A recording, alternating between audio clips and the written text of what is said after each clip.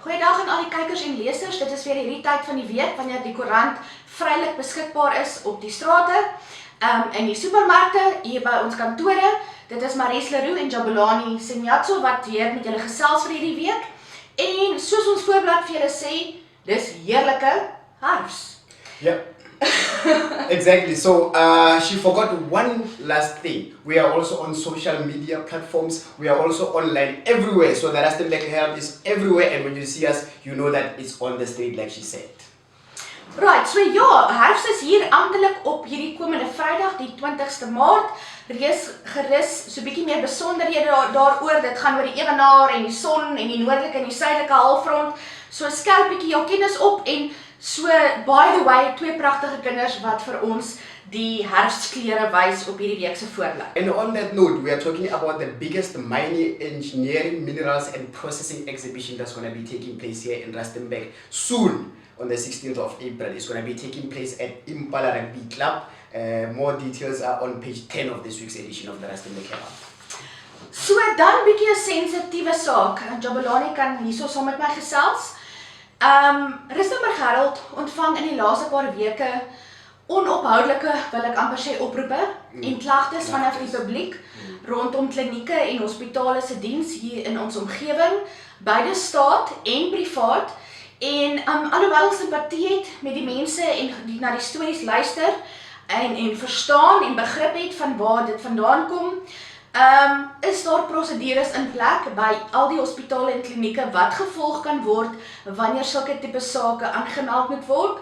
So aan die een kant vra ons die publiek, asseblief, as julle diens ervaar wat nie op standaard is nie, volg die kanale wat in plek is.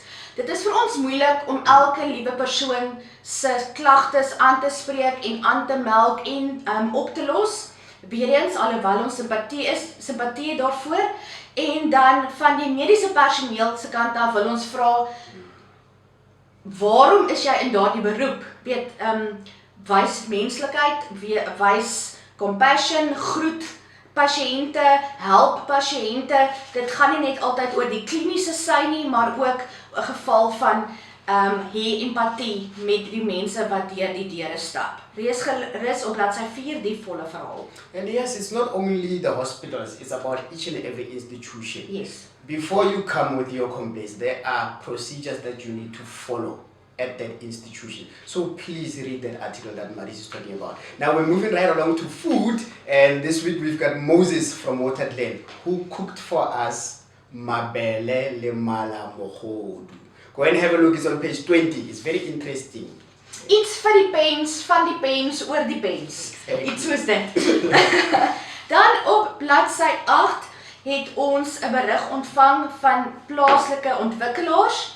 En dit is 'n klaagliedere, maar met rede, oor gebrekkige sisteme by die munisipaliteit en die feit dat ontwikkelings nou al vir 2 jaar skade ly omdat die prosedures nie gevolg word nie en omdat dit nie goedgekeur word nie.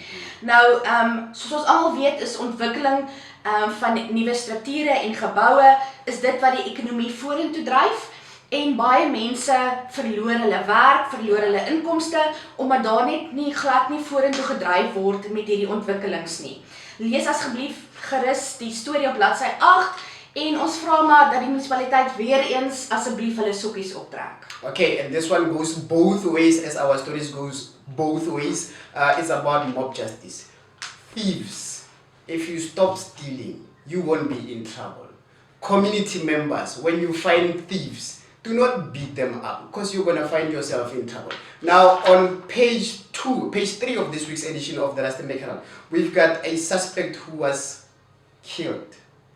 And not prettily so. Not prettily so. Yes. And then, as if that was not enough, he was also torched.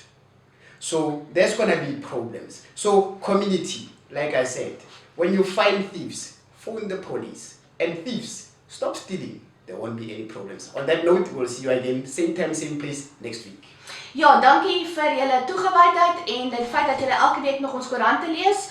Onthou, ons is gratis by jou naaste optelpunt. Ons sien julle weer volgende week.